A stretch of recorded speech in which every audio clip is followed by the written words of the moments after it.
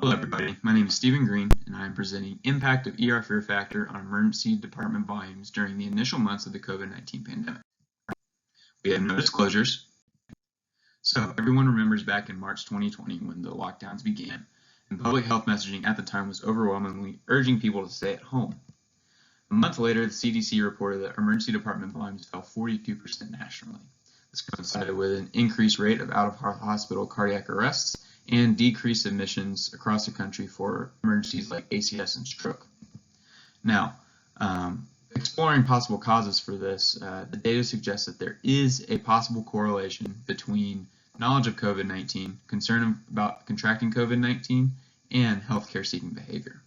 However, no studies have been done to show a definitive correlation between these three factors.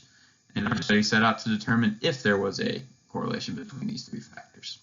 And our hypothesis was that COVID-19 knowledge will be associated with ED care seeking behavior and level of concern for COVID-19. Our study was a cross-sectional observational study, and our data was collected using Qualtrics software. Our study population were patients presenting to the emergency department at University Medical Center in Lubbock, Texas. And our study took place over the course of June and July of 2020. After collecting demographic data, we asked participants about how many times they had presented to the emergency department during the first 3 months of the pandemic and during the previous year in order to determine how often they came to the emergency department at baseline. We also asked about care for specific symptoms, including respiratory symptoms, chest pain, back pain, abdominal pain, and pelvic pain. They were asked to rate at what intensity level of these symptoms they would seek emergency care for these symptoms both before and after the pandemic began. If there was a difference in these values, we used that difference to estimate their aversion to the emergency department visit in the initial months of the pandemic. Our survey also included a 10-question quiz about common public knowledge about COVID-19. We calculated a knowledge score that was the total of all correct answers of this quiz. Now, for our results. Our average participant went to the emergency department 1.25 times during the first 3 months of the pandemic. Interestingly, elderly patients were 16 times less likely to use the emergency department in the initial months of the pandemic than those less than 40 years old, which is the opposite of normal trends. Now for the change in pain threshold. 69% reported no change in their pain threshold both before and after the pandemic began. However, 24% reported an increased pain threshold to seek emergency care after the pandemic. Those who reported concern for contracting COVID-19 at healthcare facilities had an increased pain threshold, which validates it as a measure of aversion to seeking healthcare during the pandemic. Elderly patients were more likely to have a higher pain threshold than younger. However, individuals with chronic health conditions were 70% less likely to report an increased pain threshold to seek emergency department care. So for our specific symptoms that we asked for, 45% reported they were less likely to visit the emergency department for respiratory symptoms than in the prior year, and 32% reported that they were less likely to visit an emergency department with pain symptoms that we listed compared to the prior year. For our knowledge scores, the average score was 7.09, and it was found to be negatively associated with the number of ED visits during the initial months of the pandemic. An increase in 1 point on the quiz was associated with a 29% decrease in likelihood of being a heavy ED user. However, it was not found to be correlated with higher pain thresholds for seeking emergency department care. So, breaking it down, concern for contracting COVID was associated with a decreased perceived need for ED care. Higher COVID knowledge scores were associated with lower utilization, but they were not associated with a change in pain threshold to seek ED care, so our hypothesis was rejected. Searching for other explanations as to why there would be this increased anxiety for getting ED care, we looked to our stay-at-home orders. They have historically led to decreased ED use, particularly in natural disasters, and they have been correlated with decreased ED use during this pandemic. Stay-at-home order timeline also coincides with an excess death rate that surpassed that attributable to COVID-19 alone. Decreased ED use by the elderly in our study is particularly concerning because this is a vulnerable population and is particularly susceptible to missing critical care if they do not have the normal access that they normally get. This is a possible adverse effect of the very aggressive public health messaging that was occurring at the beginning of the pandemic. Interestingly, heavy users continue to be heavy users despite concern for COVID-19. So, limitations of our study. Our biggest limitation is our selection bias, because our study population were people who already had decided to go to the emergency department. So, in conclusion, patients' knowledge of COVID-19 seems to be a contributing factor to their care-seeking behavior, but it is independent of their level of concern for contracting COVID-19. Furthermore, public health messaging was effective at teaching the public about basic COVID-19 epidemiology and prevention. However, it may have had the unintended consequence of increasing anxiety about interacting with the healthcare system, leading to possible missed critical care among particularly vulnerable populations such as the elderly. So, I think we would all benefit in some nuance in public health messaging and encouraging people to seek appropriate healthcare for their conditions. These are my references. Thank you very much. Hello, my name is Corey Zackerson. I'm in the Department of Emergency Medicine at Massachusetts General Hospital, and I'd like to thank the program committee for the chance to share our work looking at the question, is ED payer mix associated with ED receipt of telehealth services? The study was supported by some grant funding. Apart from the grant funding, we have no other conflicts of interest to disclose.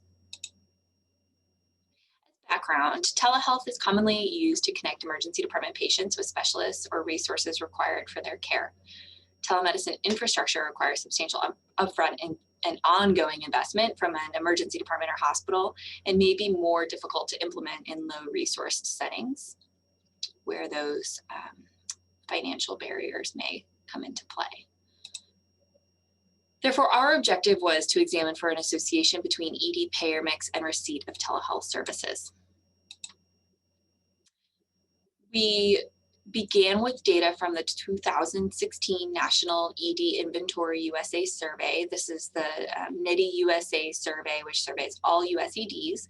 This iteration surveyed all US EDs that were open in 2016, which was 5,375 EDs. And our outcome of interest for this study was emergency department response to the question, does your ED receive telemedicine services for patient evaluation? This was a one-page survey. It had 10 questions, and on the back there were some illustrations, and here we can see the illustration adding further clarification to the question of interest in case the survey respondents needed that clarification. We then used this NIDI USA data and linked it with state ED data set and the state inpatient data set, so the SED and SID data from HCUP from New York State. And our variables of interest for this analysis were looking at emergency department telehealth receipt, which was derived from the NIDI USA data, emergency department payer mix. So for this we used the New York SED and SID data set to calculate for each emergency department what was the percentage of patients that they saw who were self-pay or Medicaid. And then we also used emergency departments' rural location, critical access hospital status, academic status, and annual ED volume. We compared EDs with and without telehealth receipt in bivariate analysis using t-test and chi-squared, and also used logistic regression modeling to examine the relationship between payer mix and telehealth receipt after accounting for other ED characteristics. So here is our sample derivation. We started with 162 New York EDs in the SED and SID data set. We excluded 2 of those that we could not link with our NIDI USA data. From the 160 that we then had, we further linked those with the NIDI USA data set. However, 27 of those EDs did not respond to NIDI USA in 2016, so we were left with 133 for our analysis, which is an 83% response rate. Of those 133 emergency departments in our analysis, 48 or 36% reported receiving telehealth services, and 85 or 64% reported that they did not receive telehealth services. As we look at the differences between telehealth receiving EDs and non-telehealth EDs, they were relatively similar with respect to rural location, critical access hospital status, academic emergency department status, and their mean or median annual emergency department volumes. But when we looked at the percent of Medicaid or self-pay patients, we found that telehealth receiving EDs had a somewhat lower percentage of Medicaid or self-pay patients relative to EDs without telehealth. And that held when we looked both at the mean and the median. So telehealth receiving EDs tended to have what might be considered a more favorable payer mix relative to EDs without telehealth. Here are the results of our logistic models. And so in the first two columns, we have the unadjusted odds ratios and confidence intervals. And then here in the next two columns, we have the adjusted odds ratios with 95% confidence intervals.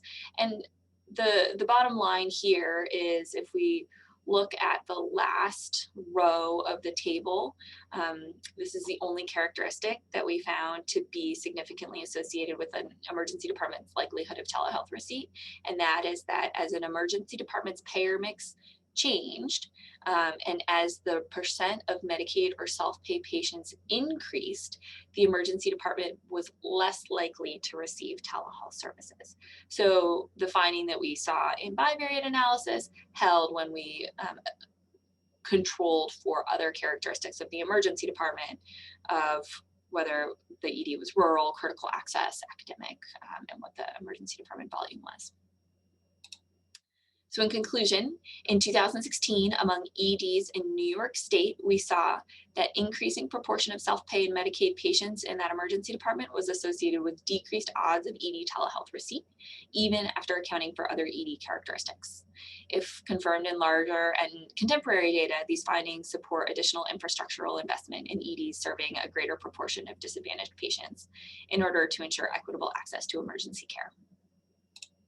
Here is some contact information. I would love to be in touch if anybody has further questions or thoughts. I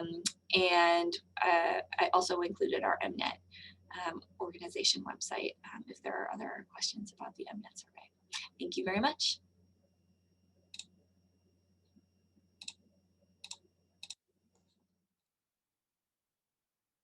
Hi, my name is Liz Timon, and I want to thank you for giving me the opportunity to present my study on measuring without a ruler, limited data to characterize advanced practice provider staffing and emergency department performance. There was grant funding for 2 of the authors, otherwise there are no other financial conflict of interest to disclose. So a little background. In 2018, 70% of all EDs employed APPs, and I assume this number has only been growing. And in the 13 years prior to that, there was a 5-fold growth in ED visits staffed by PAs and 11-fold growth in visits staffed by NPs. Supervision is variable, with 40 to 55% of patients seen by APPs being seen without a physician. This is more common in rural areas. And many states allow independent practice for NPs, and there is ongoing lobbying in other states for the same. So while there's some data on process metrics, such as time to provider, patient satisfaction, and resource utilization, there's very little on patient outcome data. I only found a couple of studies, and therefore we're really dependent on publicly reported metrics to be able to assess quality of care. So the objectives of this study were to determine whether ED performance on publicly available clinical and process care outcomes reported by CMS Hospital Compare varied by ED staffing model, and to assess the feasibility of publicly reported hospital compare data for evaluating care delivery and patient outcomes among EDs with non-physician staffing models. This was a convenient sample based on EDs that were included for a different study on telemedicine, who then received a follow-up survey that included questions on staffing models. It was predominantly or disproportionately rural. And then it was matched with 2016 CMS hospital compare data on ED clinical metrics. The staffing models that were identified were 24/7 attending physician coverage with APP coverage, and this was 40% of EDs. 24/7 attending physician coverage without APP coverage, this was 37% of EDs, and APP coverage without 24/7 attending physician coverage, 23% of EDs. The variables that we looked at were identified as emergency department care relevant metrics in CMS Hospital Compare. So 914 EDs received the secondary survey. Those who responded to the staffing questions and that we were able to link to Hospital Compare resulted in 652 EDs being included. However, when Hospital Compare was actually reviewed, 216 had no data that was submitted, so our final number was 436 EDs. The results we found was that EDs with APP coverage and without 24/7 attending coverage were more likely to be rural, smaller, with fewer beds, and seeing a lower annual volume. None were academic and none were comprehensive stroke centers, and this is consistent with some prior data. Of the variables we looked at, there were 5 clinical metrics and 3 process metrics. However, when we looked in Hospital Compare, we were only able to find adequate data for 1 of the clinical care metrics and the 3 process care metrics. Please note that aspirin in acute MI is consistently high nationally across all reporting venues, and so result in a ceiling effect with no variation really worth exploring and was not considered throughout the rest of this study. So when we look at the results of these clinical care metrics, 3 out of 5 of them had less than 100 data points in Hospital Compare. Median time to transfer for acute MI, only 8% of EDs had submitted data. Median proportion of patients receiving fibrinolytics for acute MI within 30 minutes, only 2% of EDs had submitted data. And median proportion of patients receiving brain imaging for stroke, only 21% of EDs had submitted data. However, when we look at the 23% of EDs who are staffed with APPs without 24/7 attending physician coverage, those numbers drop even further to 0, 0, and 1 ED. Now, in bivariate analysis, there was no difference in the clinical care metric, and in the process care metrics, left without being seen, median time to provider, and median time to discharge were all lower in EDs with APPs without 24/7 attending coverage, and in EDs with lower volume that were rural, without telemedicine, and had lower numbers of FTEs, all markers of smaller EDs. However, in multivariate analysis, most of these staffing differences dropped out, and only median time to discharge was 8 minutes faster in EDs with APPs relative to those without. So the only other ED characteristics that were significantly associated with performance on these metrics was ED volume and number of ED beds. So in our discussion, our intended sample was reduced from 600 to 652 EDs to the included 436 because 216 EDs had no hospital compared data available. Of those metrics that were included in the study, only 5 of the intended 8 were widely available, with reporting by hospital varying from 1 to 7 metrics, and none of the 436 hospitals reporting data for all 8 metrics. Now, the missing data in Hospital Compare was generally due to sample size and low volumes. So in conclusion, 23% of the US EDs in this study are staffed by APPs without 24/7 attending supervision. These EDs tend to be smaller, rural, lower volume EDs, and as a result have low patient volumes for disease-specific metrics and insufficient data available in Hospital Compare. We think it will be very important to develop alternative strategies to measure quality of care delivery in these settings. Thank you very much. Hello, my name is Christopher Keenan. I'm an MD MBA student, currently a second year at the University of Rochester, and I'm very excited to be presenting on some of the economic correlates of emergency department use from a study conducted by myself and Dr. Bodkin and Dr. Abar at the University of Rochester. Our study was inspired by a 2017 statistical brief, which found that from 2006 to 2014, emergency department visits increased at twice the rate of population increase. However, this increase was not equal across socioeconomic status. Low-income counties saw a 23% increase in emergency department use, while their more affluent counterparts saw an only 1% increase during the same period. We thought this pattern was really striking, and we wondered what was behind it. So we decided to examine whether there were any associations and correlations between emergency department visits and various economic factors, such as neighborhood income and insurance status. To examine this, we gathered nearly 1 million emergency department visits from 2008 to 2017 from both Strong Memorial Hospital and Highland Hospital, which are 2 teaching hospitals associated with the University of Rochester. And for each of these historical dates, we extracted the insurance status, the date of the visit, and gave the address a census tract designation. So census tracts are a geographical area determined by the census, which are smaller than counties. Typically, they have around a couple, 3,000 or 4,000 people in the area.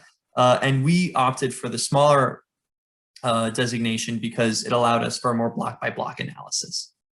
And we compared this visit data with financial data from the Federal Financial Institutions Examination Council, or the FFIEC, which gives yearly economic information at the census tract level. We analyzed this data through linear regression and ANOVA to determine if there were any significant correlations. Here's what we found. The first thing was that low-income census tracts use the ED at much higher rates than more affluent areas. So the FFIEC organizes census tracts into low, moderate, middle, or upper income designations.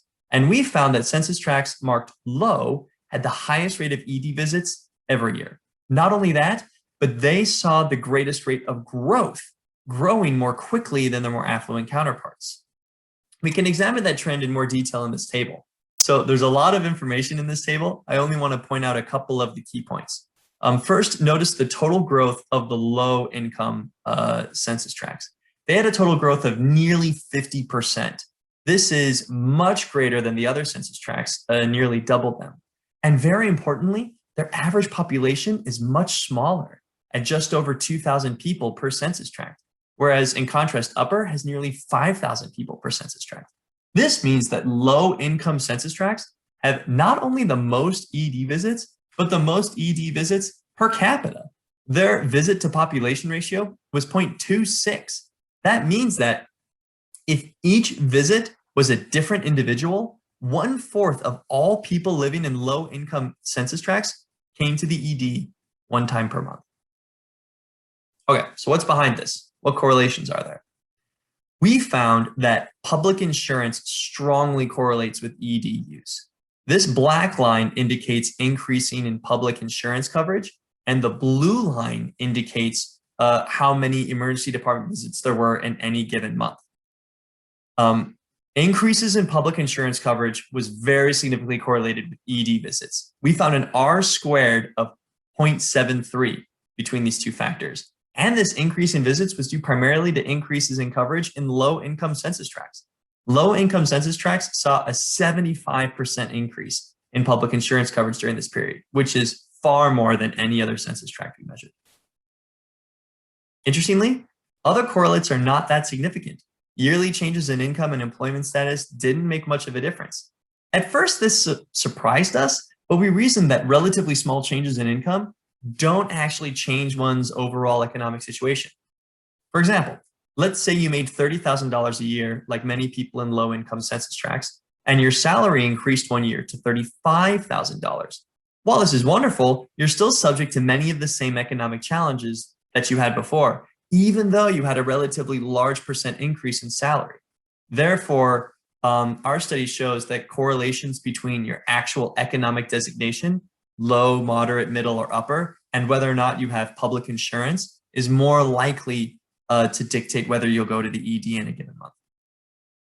So, in conclusion, patients in low-income areas visit the ED much more frequently than more affluent patients. These increases in visits are very highly correlated with public insurance coverage. And as long as public insurance coverage is increasing, emergency departments should prepare for increasing visits. One potential reason for this is a lack of primary care provider access for patients who are in low-income census tracts. Even though they have public insurance, which removes some financial barriers to pursuing healthcare, the emergency department is the only place where they can receive care, as they don't have any primary providers. And so increase in coverage leads to increase in ED visits rather than increase in care holistically. This is just a theory, however, it needs testing. In addition, we could find no other significant correlations besides insurance coverage. Thank you very much. It was an honor and a pleasure to present here, and I look forward to answering your questions. This is the data on the statistical brief, which started our thinking and inspired this study. Thank you very much. Hi everyone, my name is Vidya Ishwaran and I'll be presenting the abstract Frequent Use of the Emergency Department in Incarceration, Understanding the Association on behalf of the study team. I'm currently a fellow in the National Clinician Scholars Program at UCSF. Please feel free to reach out to me via email or Twitter after this presentation with the information provided here. I have no disclosures. It is well understood that underlying structural disparities and unmet social needs drive frequent emergency department utilization. Similarly, many of the same social needs also drive recidivism within the criminal justice system. Both frequent ED use and incarceration are associated with increased mortality. It is also known that ED visits increase post-release from jail or prison. However, the rate of incarceration amongst an already vulnerable group, that is those with high frequency ED use, is not well described. In this study, we sought to evaluate the relationship between high-frequency ED use and incarceration to inform policies and interventions addressing the health and social needs of people with jail and frequent ED encounters. We used data from fiscal year 2018 to 2019 that was collected from the San Francisco County Coordinated Care Management System, or CCMS, which includes individuals who used urgent or emergent medical, behavioral health, or social services during the study period. Our primary predictor was ED visit frequency. We defined those with no ED visits as those with 0 ED visits in the year. Infrequent ED users had 1 to 3 ED visits, frequent ED users 4 to 17, and super frequent ED users had 18 or more visits within the year. The primary outcome was binary, whether the individual had any county jail encounter in the study period. Because every individual in county jail is evaluated by Jail Health Services and has at least one jail health encounter, county jail health encounters served as a proxy for incarceration. We performed descriptive analysis as well as bivariate and multivariable logistic regression to adjust for observable confounders of race as a proxy for experiences with racism, age, housing status, insurance type as a proxy for socioeconomic status, and psychosis or substance use disorders as defined by the Elix-Hauser Index. We excluded those who had over 200 combined ED or psychiatric emergency services visits during the study period. Over 46,000 individuals were included in our cohort after excluding 4. 30% did not have any ED visits during the study period. 61% were infrequent ED users, 8% frequent ED users, and 0.6% were super frequent ED users. High-frequency ED users were significantly more likely to have Medicaid insurance, to be experiencing homelessness, and to have a psychosis or substance use disorder diagnosis than those with no ED visits. Presence of any jail encounter during the study period also increased with ED visit frequency. 34%, or over 1 in 3 of those who we see most frequently in our emergency departments, were incarcerated during the year. While substance use disorders and homelessness were quite prevalent amongst high-frequency ED users, rates of homelessness and substance use disorder were higher amongst infrequent and never ED users who had a jail encounter than those who did not. In unadjusted logistic regression, super frequent ED users had over 12 times the odds of a jail encounter during the year. Black and African Americans had 1.7 times the odds of being incarcerated. Males and transgender individuals had higher odds than females, and those with Medicaid had higher odds of incarceration than those with private insurance. Those experiencing homelessness, those who had substance use disorders, and those with psychosis diagnoses had higher odds of incarceration than those who did not. In adjusted analysis, the odds of going to jail amongst super frequent users, while still significant, was reduced, indicating that other factors such as racism, gender, homelessness, and comorbid conditions account for most of the increased odds seen in unadjusted analysis. We next assess the temporal relationship between individuals' jail and ED encounters. This table includes only members of the cohort who had at least one jail encounter and one ED visit during the year. The first 2 rows of our table describe the relationship between release from jail and next ED visit. 2.3% of infrequent ED users were seen in the ED within 7 days of release from jail, compared to 5% of frequent and super frequent ED users, and 22% of super frequent ED users were seen within 30 days of release from jail. The last 2 rows of the table evaluate the inverse relationship, that is, those who were incarcerated within 7 and 30 days of an ED visit. 11% of super frequent ED users were seen in an ED in a week before incarceration, and nearly a quarter were seen in the 30 days before incarceration. In conclusion, our study has found that high-frequency ED users have higher odds of incarceration than those who did not visit the ED. Much of this was driven by disproportional incarceration amongst those experiencing homelessness, addiction, and mental health disorders, as well as racism impacting Black individuals. High-frequency ED users were more likely to be seen in EDs during the week and month preceding incarceration and after release, speaking to a revolving door between jail and the emergency department. The ED could thus be a site of intervention to address unmet needs in patients with high-frequency healthcare utilization and potentially prevent future incarceration. My next steps will include investigating the reasons for ED visits and charges filed to help inform future interventions. I would like to thank the study team, including Drs. Ralph Wang, Maria Raven, Caroline Colley, and Dr. Molkanzaria, the National Clinician Scholars Program directors and my co-fellows, as well as the Departments of Emergency Medicine and Psychiatric and Behavioral Services at UCSF. I have references available. Feel free to email me, and thank you very much. Hello, friends, colleagues. It's Great to be talking to all of you, even if it's virtually. My name is Keith Coker. I'm an emergency physician and health services researcher at the University of Michigan. And, it's great to be able to talk about this work. A few disclosures here. I'll just highlight this one because this work really represents a capstone of my career development award, which I wrapped up this past fall. So here's the background context. I think we all recognize that for those that work in the emergency department that, oftentimes it's pretty uncertain whether or not the patient in front of you is really going to benefit from being in the hospital. We know that hospitals can be harmful, and we know that the practices around admission vary quite a bit. But we don't really have great ways to empirically test whether or not differences in those decisions result in mortality outcome differences. It's not really a research question that's really amenable to randomized controlled trials. And if you use observational data, you have to overcome this selection bias problem. Well, one option is to use a quasi-experimental technique called instrumental variable analysis. And I'll talk a bit about this. An instrument is a variable in which the variable must be associated with the treatment, in this case, hospitalization, but not associated with the outcome, such as mortality, except for through the treatment itself. And in this context, we're going to use an instrument called differential distance. It's probably easier to show what I mean by that graphically. Basically, you take the distance from the patient's residence to the closest emergency department. And then you also calculate the distance from the residence to the closest, higher admitting emergency department, and you subtract the two. And that's the differential distance. Now, sometimes that's the same ED, in which case the differential distance is 0. And the rationale here is, most people aren't choosing where they live primarily related to what the nearby emergency department does. With respect to hospitalization. And certainly in emergencies, people aren't generally choosing based on that. They're going to the closest emergency department, or they're taken to the closest emergency department. Conceptually, what we end up testing here is actually the marginal population. So there's going to be a cohort of patients that always get admitted regardless of what hospital you're at. Low or high hospitalizing ED. And then there's a cohort that always goes home.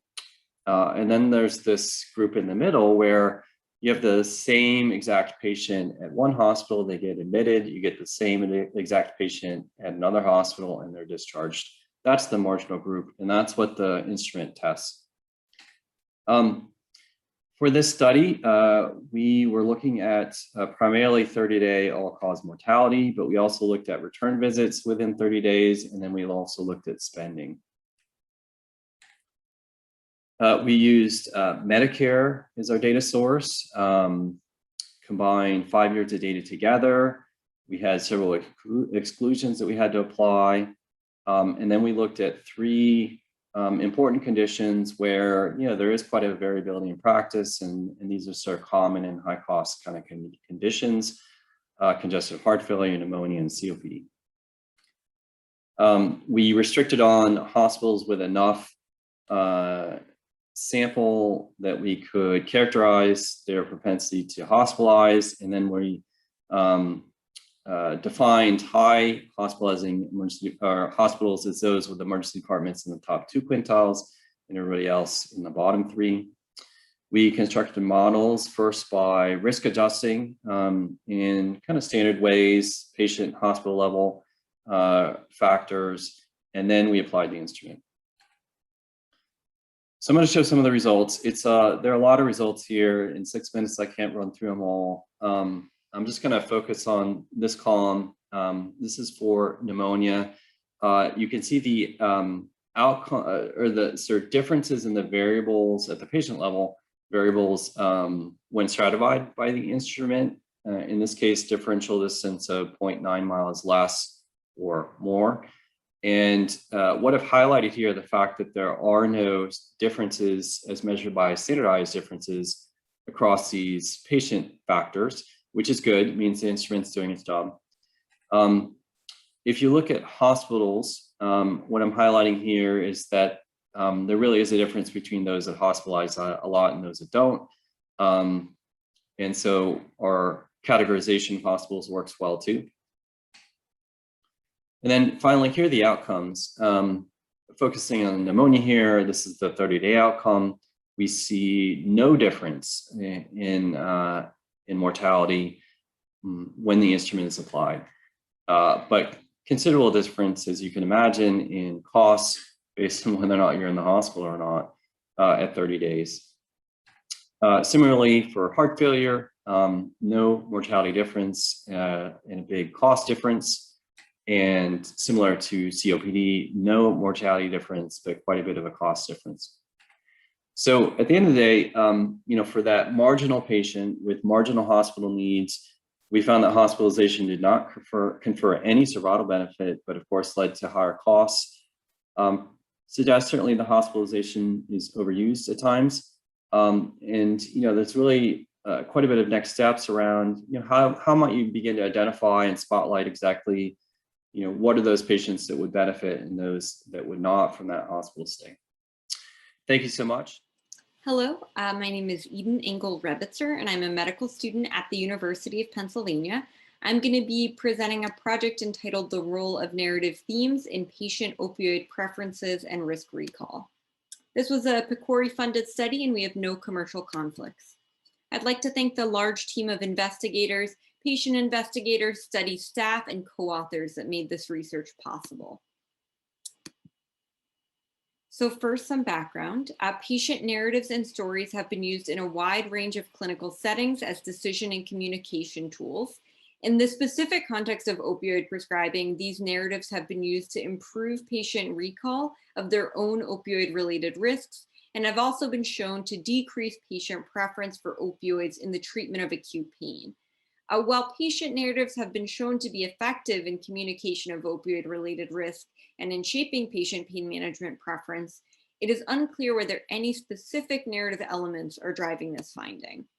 So in the study, we address this limitation in the literature by examining the relationship between exposure to specific narrative elements and patient preference for opioids and recall of their opioid misuse risk.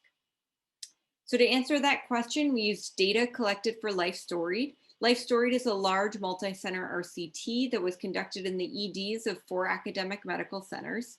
The RCT recruited patients who'd presented to the ED with either musculoskeletal back pain or pain from renal colic. Included patients also had to be between 18 and 70 years old and be discharged from the ED or hospital within 24 hours.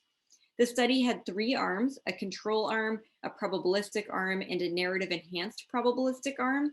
The control arm received a study information sheet, and the 2 experimental arms received different communication interventions that I'll detail in the coming slides. Outcome variables for this study were patient preference and recalled opioid risk.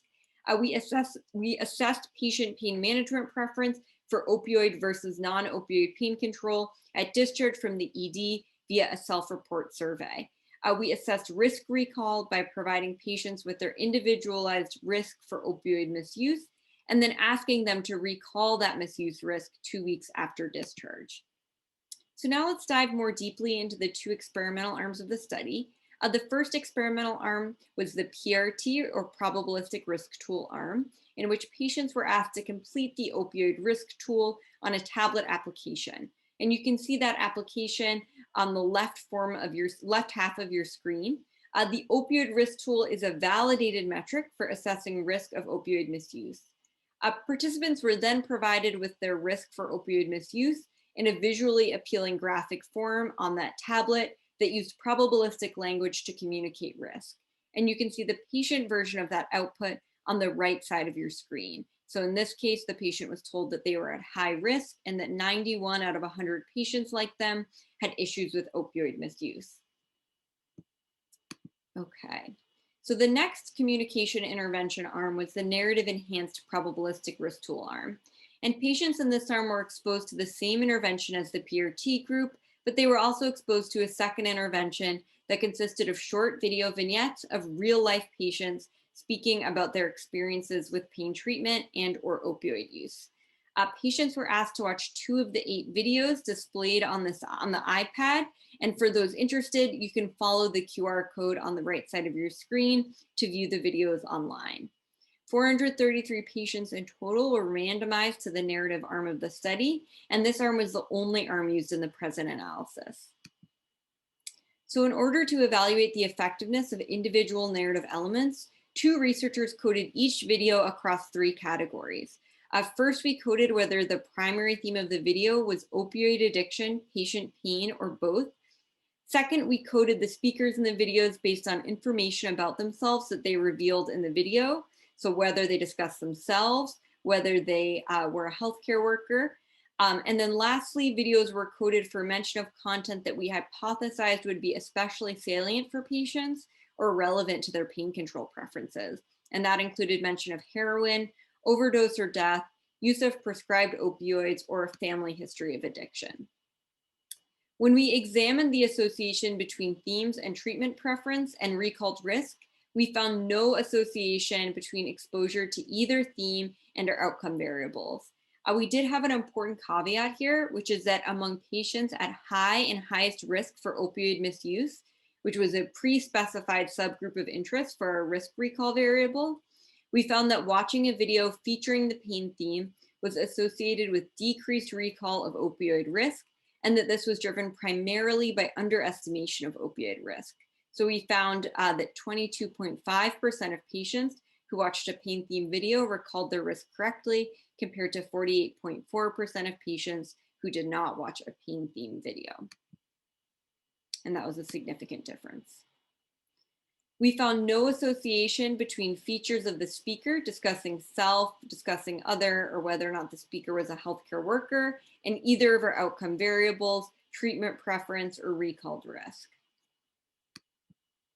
We found no association between any of our 4 video content variables, mention of overdose or death, mention of heroin, prescribed opioids, or family history of addiction, and either of our outcome variables, which were again, whether or not the patient preferred opioids and whether or not they correctly recalled their opioid risk.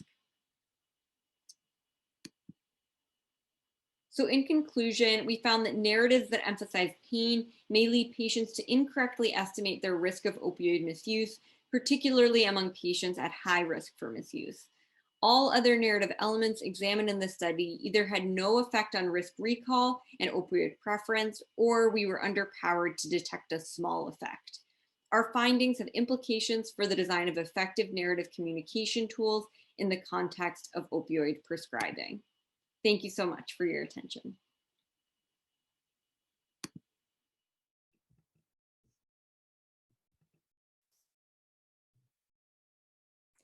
Hi, my name is Catherine Joyce. I'm a second-year emergency medicine internal medicine resident in Detroit, Michigan. Our project was about voting among trainees in Detroit, Michigan. This is a list of my co-presenters, Dr. Emily Irvin, Dr. Tahir Vora, Mr. Sam Payne, and Dr. Nikhil Goyal. The inspiration from this project came from the multiple studies that have shown that in general, physicians vote less than the general population. In this article that was published in JAMA in 2020, they found that among a sample looking in 3 different states, the registration for voting was significantly lower among physicians than the general population. This study did show, though, that among those registered, the turnout was a little bit higher. However, there's other studies that have shown that physician turnout and registration are both lower in the general population. This is particularly important because the decisions that are made based on how we vote impact us not only professionally and personally, but affects the lives of our patients. The methods of our project were looking at a couple different groups. The first group we looked at were Henry Ford system trainees who were all distributed a survey, 2 separate surveys, one in 2018 and one in 2020. A second group was non-Henry Ford trainees, also in Detroit, and they similarly got an online survey to complete. That group only got the survey in 2020. The two surveys that were distributed, the one in 2018, asked questions about voter registration and participation in election during both years 2016 and 2018. Subsequently, the second survey asked the same kinds of questions. In between those two surveys, we did do an intervention among our interns that included providing registration information and absentee ballots for our new interns at 2020 orientation. In addition, there were voting information sessions for the groups. We left out and did not include any participants who were not eligible to vote. So this includes any who may not have citizenship or the ability to vote. We also looked at general population numbers. That included state general population numbers and the national group. In terms of our analysis, we were able to compare the trainees to the general population at both the state and national level for the 2016 and 18 data. Only the state data was available for the 2020 data. We matched trainees to population, age, and gender parameters to make sure that our findings did pan out in the population. Here are our findings. So we did not ask about registration rate during 2016 within the 2008 survey. However, you can see that in 2018, that survey, 91% of Henry Ford trainees were registered versus the general population of about 67%. So we were doing well there. The 2020 election cycle does not yet have all of the general population statistics available, but you can see that both among Henry Ford trainees and local trainees, both groups are 97 and 98%, and you can't get much higher than that. In terms of how we voted, in the primaries, across the board, the residents and fellows voted more than the general population. You can see that in 2020, both groups, the trainees and the general population, voted in higher numbers. But in both cases, the trainees voted more than the general population. Same can be said for the general election in 2020. In all of these cases, trainees outperformed in terms of voting in comparison to the general election.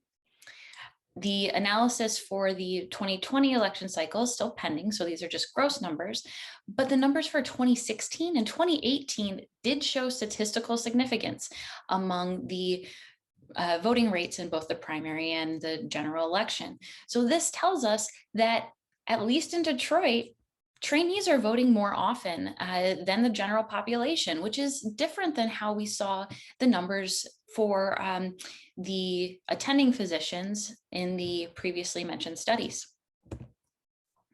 So what can we conclude about this? Now, obviously, this is a small sample, so the generalization is limited.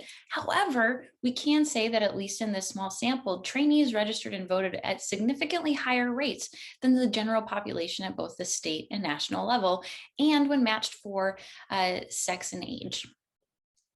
We can't draw any conclusions about the intervention. There wasn't much of a difference between the 2018 surveys and the 2020 surveys in terms of participation. However, it should be noted that the intervention that was offered takes minimal effort and minimal cost. We don't know if these patterns will continue as this generation continues their careers, but we can be hopeful, and these results are a good outlook for our future. Thank you for your time.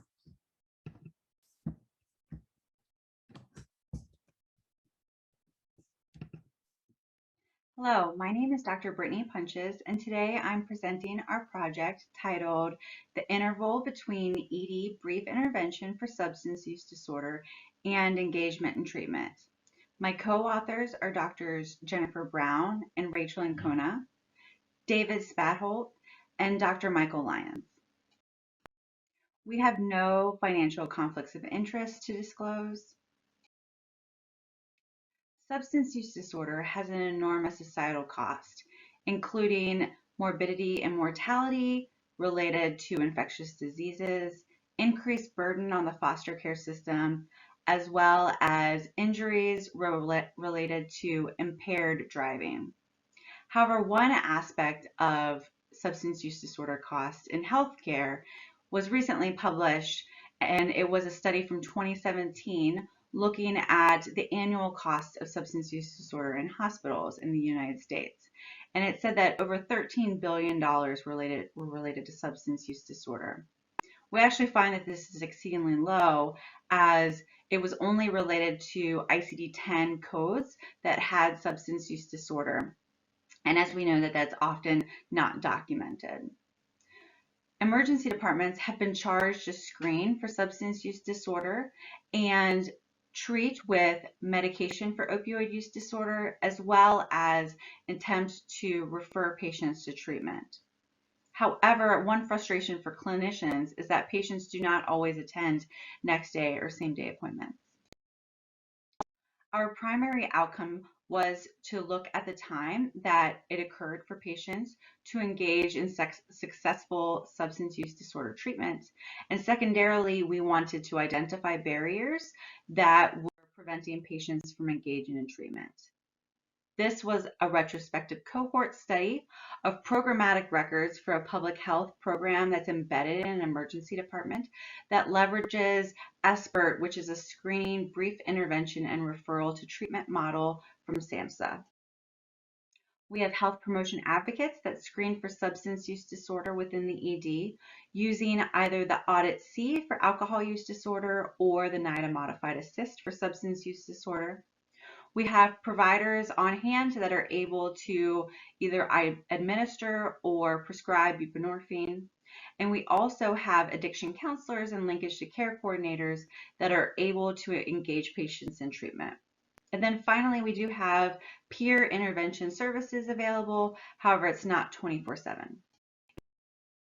This was an urban academic level 1 trauma center that we looked at timeframes between March 2019 and March 2020. This program has a coordinated linkage to substance use treatment with many next day or same day evidence-based services available. We define engagement in treatment as either the self-report from a patient or the chart review that showed that the patient attended a substance use treatment appointment. Of the successful screenings for substance use disorder, we identified 264 patients, so just over half of our patients that we screened had a substance use disorder. We initiated care and 53 patients consented to our linkage service. And of the 53 patients that consented, 27 actually engaged in treatment. We had a wide range of time that it took patients from the initial ED encounter to when they successfully engaged in treatment. On the right, figure 1 is the time frame that it took the patient. So each red dot represents an individual patient. And at time 0, we had a few patients that did engage in same day or next day services. However, the median time for successful engagement in treatment was 27 days. We did note barriers for the patients that had substance use disorder.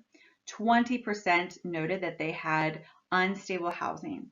Other common barriers that were identified were insurance, photo identification, and childcare issues. Additionally, transportation or being incarcerated were also barriers that limited patients from engaging in treatment. There were limitations with our project, so this was self-report of treatment primarily, and we did not follow up with the specific treatment centers to determine whether or not to confirm the treatment appointment had been attended. Also, we weren't able to look at the amount of time that the patient engaged in treatment. And finally, these were programmatic records of the adjunct clinical service, so it was not the actual electronic medical record. So we were not able to connect whether or not the patient had received a medication for opioid use disorder or some other aspect of clinical care was provided. So we found that the majority of patients with substance use disorder did not attend next or same day services, and many of our patients described barriers that prevented them from immediately engaging in treatment. Finally, we just want to end that comprehensive sustained linkage will be required to help patients overcome the barriers to substance use treatment. Thank you. My name is Carla Tlatelpa Prodi, and I'm a medical student at UCLA. Today, I'll be presenting findings from a research study evaluating the implementation of California State Bill 1152 in the Los Angeles County Hospital System. After the presentation, Dr. Tara will be available to answer any questions you may have. We have nothing to disclose. So California State Bill 1152 went into effect on July 1st, 2019. It requires hospitals to develop a plan to safely discharge patients experiencing homelessness, and it mandates that the hospital must screen for and provide certain resources as deemed necessary. These 8 requirements include things like transportation, prescriptions, meals, among other things. To address SB 1152, the system's Emergency Department Expected Practices Committee implemented a standard workflow as well as an electronic form for SB 1152 documentation in the shared electronic health record. The objective of this study is to determine the frequency with which emergency department patients experiencing homelessness are offered the services mandated by SB 1152. So this is a retrospective study reviewing the electronic health record of patients presenting to 3 emergency departments between December 1, 2019 and January 31, 2020. The setting is an urban public hospital system with a combined census of 260,000 patients. We assess for compliance with the 8 components of SB 1152 for all 3 emergency departments. And subsequently, we reviewed the free text of all charts from 1 emergency department for compliance with SB 1152. So we started by doing an EHR query showing the number of individuals experiencing homelessness discharged from all 3 public EDs in LA County. On first impression, we know that there is a substantial number of patients experiencing homelessness, with over 1,500 patients over a period of 2 months. So this number was obtained by pulling the number of individuals identified as experiencing homelessness from a variety of sources, as noted in this graph. A substantial amount are being identified by their problems list in purple, and far fewer are being identified during registration in blue. So this graph shows the rate at which completion of the 8 SB 1152 components were documented in each of the 3 emergency departments in the LA County Public Health System, and this is using the electronic form. The rate for some of these services is rather low. For instance, documentation of having been offered the appropriate vaccines, prescriptions, and behavioral health is low at all 3 sites, but we see higher rates of documentation and compliance with social work consultations in particular. So after seeing the rate of compliance with SB 1152 for all 3 emergency departments, we did a retrospective chart review to look into whether the resources mandated by SB 1152 were in fact being offered to patients experiencing homelessness, but maybe not being documented in the electronic form. And so this graph breaks down the documentation of each of the SB 1152 components on the x-axis, and it also notes who documented it. And this is for 216 encounters representing 116 individual patients over a 2-month period.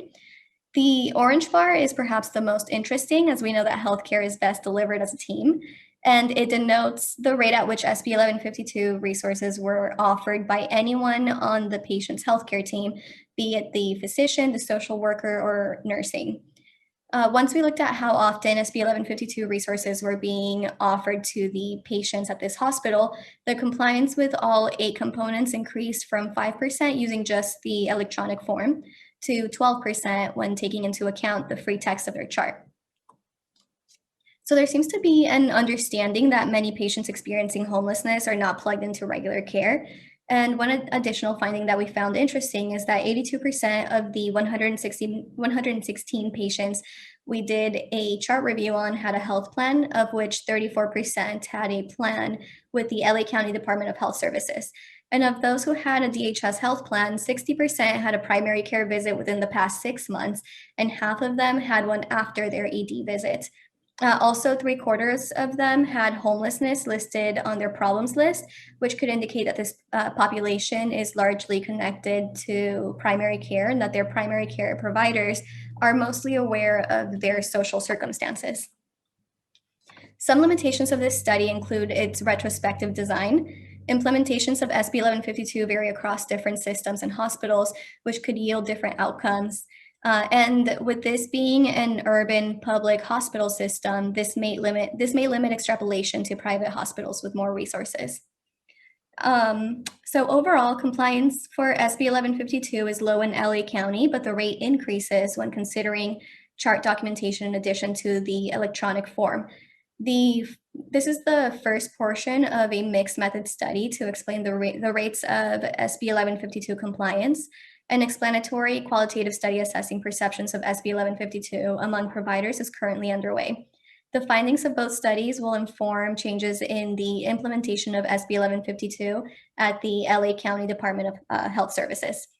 So policymakers should consider incomplete implementation when evaluating the impact of this bill, particularly when taking into account that SB 1152 mandates were not funded by this bill, as well as the complexity of this intervention and of homelessness as a social issue. So this is the end of the presentation. Thank you for your interest in our work, and we look forward to hearing from you. Hi, my name is Dr. Akram, and I'll be talking about screening for intimate partner violence in the ED, perceptions, and barriers.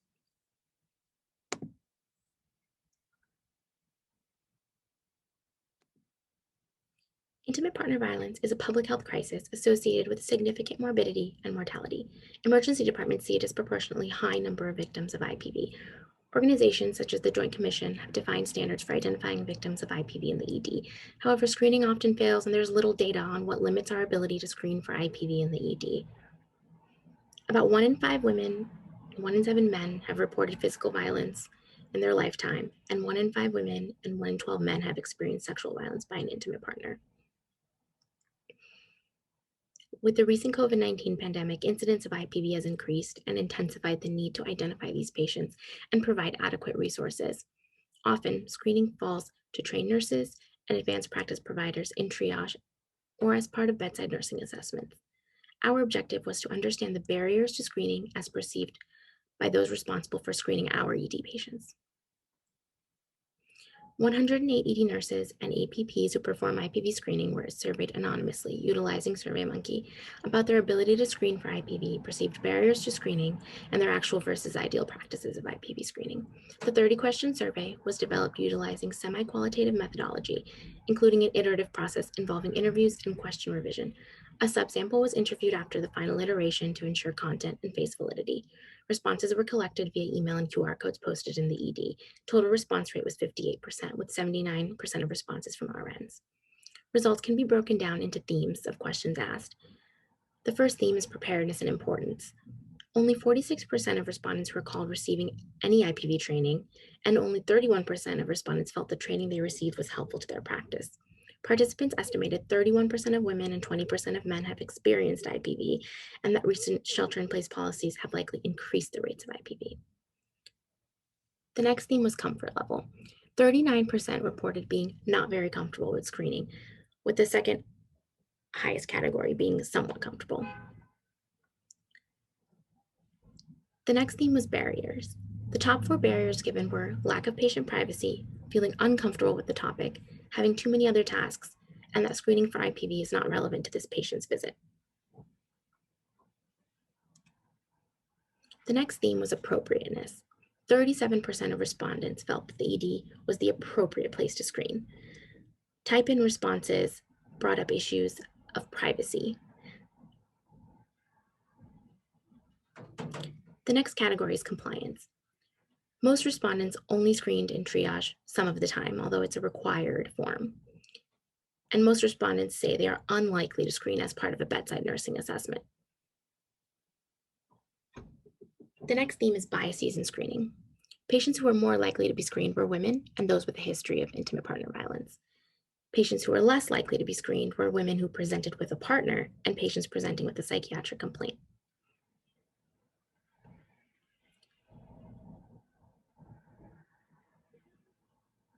Free text write-in for what could be improved included themes of privacy and increasing training, and the majority of respondents feel comfortable performing next steps after a positive screen.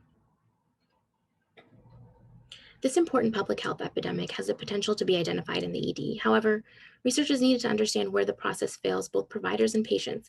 This study recognizes the role of the provider perspective in failing to screen. Disclosure of abuse in the ED is tied to the provider's perspective as much as patient preferences and administrative or logistical barriers. Providers are unlikely to screen secondary to feeling overwhelmed with other tasks, feeling it is not relevant to the ED visit, or lack of privacy. Privacy for the patient and lack of training were recurring themes as barriers to screening. In general, providers recognized the severity of the problem but did not feel the ED was the appropriate place to screen. In addition, providers were less likely to screen patients with a psychiatric complaint. This highlights health disparities in this patient population. Limitations of this study were the response rate of only 58%. Another limitation was that this was a semi-qualitative survey and not a deeper ethnographic investigation of the provider's perspective that might include deeper interview questions. Some studies have suggested that screening in a nonverbal computer-based format have been effective in some EDs, and this is perhaps a future direction for screening for intimate partner violence. And again, the physician's role in ensuring adequate screening is in question here because this is a study of nursing practice, but this is a very important topic to our ED patients as a whole. Thank you.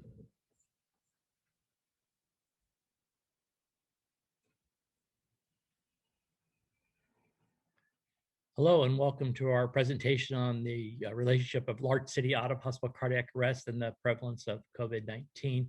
This paper was just recently published in the British medical journal Lancet in its open access publication, so you'll be able to find it pretty easily if you look at eClinical Medicine. So in early to mid-March last year, many large city EMS agencies were beginning to observe profound escalations in cardiac arrest cases, and this is even before the lockdowns. And we were all asking each other, what are you seeing? And not everybody was seeing them. So we decided to look at this and maybe quantify it and look at this amongst the most populous US cities and other cities worldwide. We wanted to identify any potential relationship to the COVID-19 prevalence. So the 50 major cities responsible for about 1/4 of the US population and their counterpart metropolitan European, Australian, New Zealand cities reported their monthly cardiac arrest cases like they normally do. But we wanted to look at it from January to June for 2018, average those and compare it to 2020. Usually you don't get much variation in cardiac arrests on a monthly basis. So anything over 10% was not only operationally challenging, but it was statistically significant as well by far. And so we compare that to the best available concurrent COVID-19 estimates. So what were the findings? Well, first of all, among the 50 US cities, nothing changed much in January, but we started to see a trend in some cities. You can guess like New York and Detroit, and there were significant increases by March. By April, the absolute numbers of out-of-hospital cardiac arrest cases across those 50 major cities, whether they were impacted or not by COVID, went up about 60%. There were 4,300 additional cases.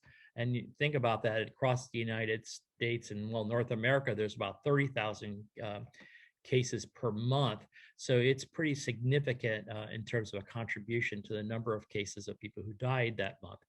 During April, 34 cities with relatively high COVID-19 attack rates had over 20% increases in cardiac arrest, with 1/4 of the cities having over 1.5-fold. In fact, 3 epicenters, you can guess who they were, London, New York, Detroit, had double the usual cardiac arrest cases. In fact, in New York City, they had 10-fold the number of cases they had on April 6th were 10-fold over what they'd had the year before. But interestingly enough, all these returned towards baseline when the COVID cases diminished, okay? And in the same time, despite lockdown, cities with lower COVID-19 cases in April had no change from prior years or even fewer cases, probably because they had fewer people in the cities, no commuters, no visitors, no tourists, et cetera. But in June, many of these unaffected cities later had marked increases. And again, this occurred when COVID-19 began to surge locally. Here's a graphic of April, the percent change of out-of-hospital cardiac arrest. As you can see here in New York and Detroit, up 250%, more than double. It just was significant. Meantime, I'm showing this as an example. Madison, Wisconsin didn't change much. And in fact, It was significantly lower in Honolulu. This line here is a 20% increase here, not 10%, but 20% increase. And this is 20% deviation lower. And again, these are in places like Honolulu and Charleston, where there usually is a lot of tourists and also a lot of commuters to those cities. And they had fewer during that period of time. But in June, you could see that Madison now has picked up as the local cases began to surge, and the same thing in Charleston. And if you look over here, as Detroit was getting control over things, and New York, we were starting to see the decreases there. So as we move on, just to give you quick examples, these are again averages over the month that you're looking at compared to the daily COVID cases. So as New York began to surge right around April 1st, you could see already in March, they were having increases in cardiac arrest overall on the average. Most of these were backloaded towards the end of the month. And the same thing here in April, it was 250% increase, but it was again, 10-fold, 8-fold increase towards the beginning of the month. And that's the average for the whole month. But the whole point is that this thing really mirrors what was happening with COVID cases, the same thing in Detroit. Interestingly enough, in Charleston, you can see this is a minus 10% number of cases they were having during the month of March and then into April. But then before COVID began to surge later on in documented cases about a week or two later, when after some of these cases of cardiac arrest were occurring, you can see they're beginning to increase the number of cardiac arrest cases. Same thing in Madison here. Okay. Most of these patients did not survive. There was a 2.5-fold increase in presentations of asystole, 1.5-fold increases in PEA cases. So most of these cases did not survive. And more importantly, they were not tested for COVID in over 95% of the cases that we looked at here.